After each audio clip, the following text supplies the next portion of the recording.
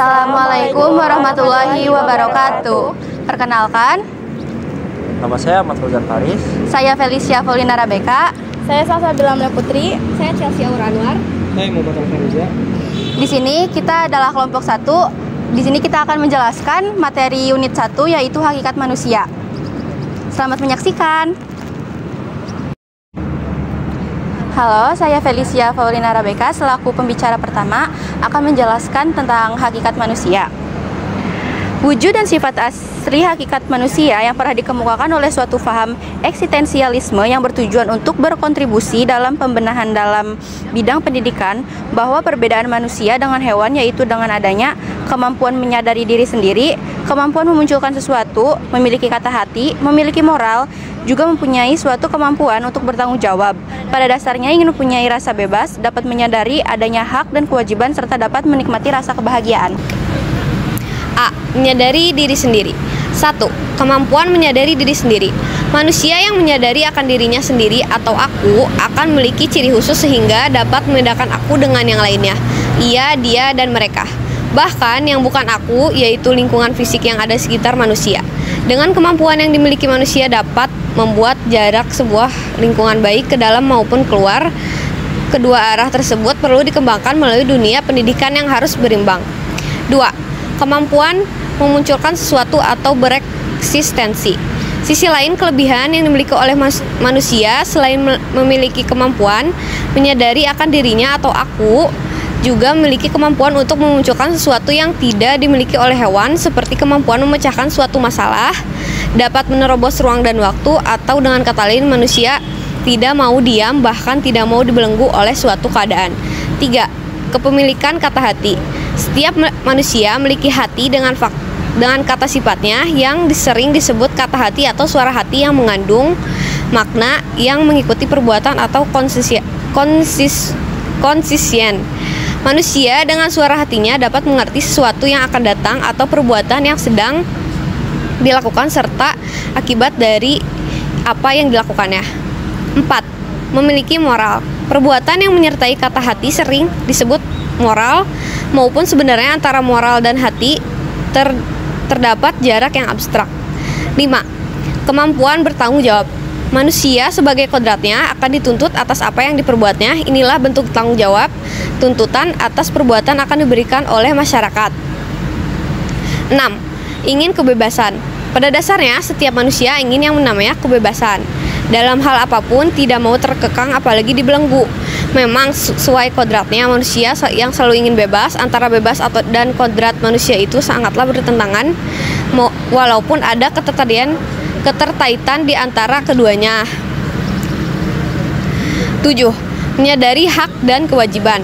Manusia sebagai makhluk sosial tidak dapat terlepas dari istilah kata hak dan kewajiban. Setiap manusia pasti memiliki tuntutan atas suatu hak dan tentunya pasti ada pihak yang memenuhi hak tersebut. Selanjutnya konsep bahagia. Konsep bahagia itu rasa bahagia bagi setiap orang dari segenap lapisan apapun yang pasti menginginkan kebahagiaan dalam kehidupannya. Kebahagiaan itu bersifat personality karena kebahagiaan itu berdominasi oleh aspek rasa atau perasaan daripada aspek rasional atau logika. Terima kasih.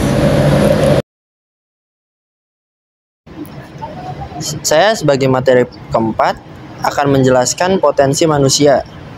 Setiap manusia yang terlahir di dunia ini telah dikaruniai oleh Sang Pencipta suatu potensi kemampuan dengan dapat dibedakan antara manusia dan makhluk hidup lainnya. Ada 4 macam aspek bagian yang akan dikemukakan dalam uraian ini. 1. Aspek seseorang atau keindividuan. Semua manusia yang terlahir di dunia ini telah dikaruniai oleh Sang Pencipta suatu kemampuan untuk membedakan dengan makhluk lain. Hal ini yang disebut dengan sifat individu atau pribadi.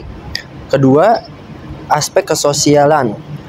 Dalam Martinus Jan Lafayette mengatakan setiap manusia atau bayi yang dilahir di dunia ini telah dikaruniai oleh kemampuan bersosial. Dari pendapat itu disimpulkan bahwa manusia terlahir telah memiliki potensi memungkinkan seorang anak mampu berinteraksi. Ketiga, aspek kesusilaan. Dari sisi arti kesusilaan dapat diartikan sebagai suatu nilai kepantasan kebaikan yang lebih. Keempat, aspek keberagaman. Pada dasarnya, manusia sebagai makhluk yang agamis, manusia percaya di alam jagat raya beserta isinya yang dapat dilihat maupun yang tidak dapat dilihat, terdapat kekuatan yang mengatur dan menguasainya. Habis itu saya akan menjelaskan pengembangan potensi manusia. Tujuan pendidikan adalah untuk menjadikan manusia seutuhnya. Tugas pokok pendidik adalah mengembangkan potensi yang dimiliki oleh manusia sebagai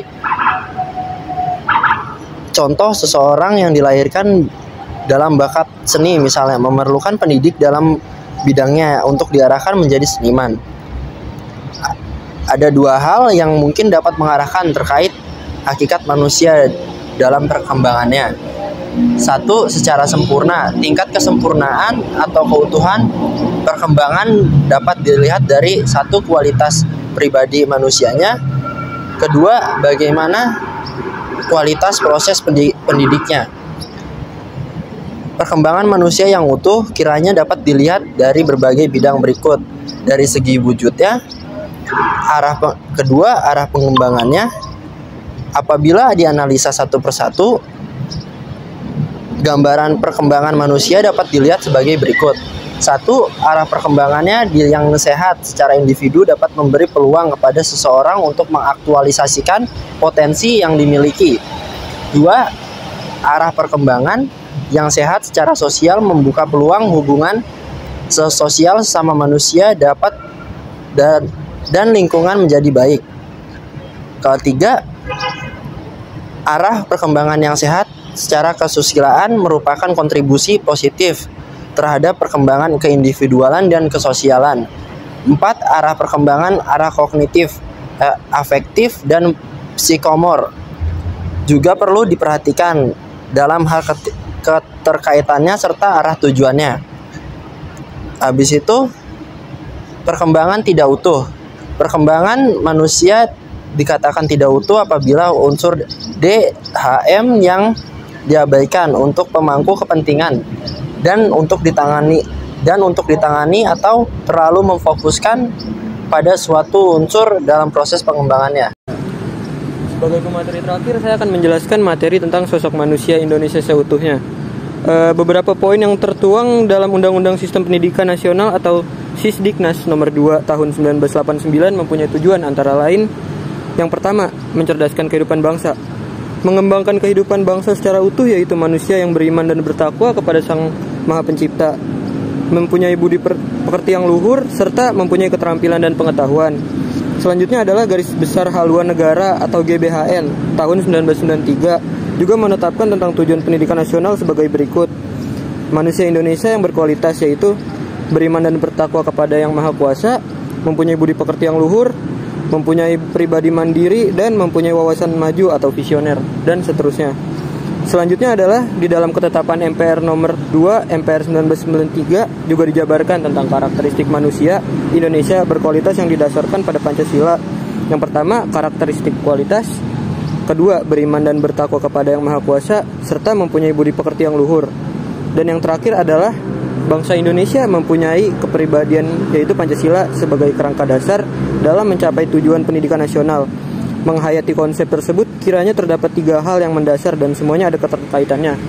Adapun 3 tersebut ialah: yang pertama, moral memiliki berbudi luhur.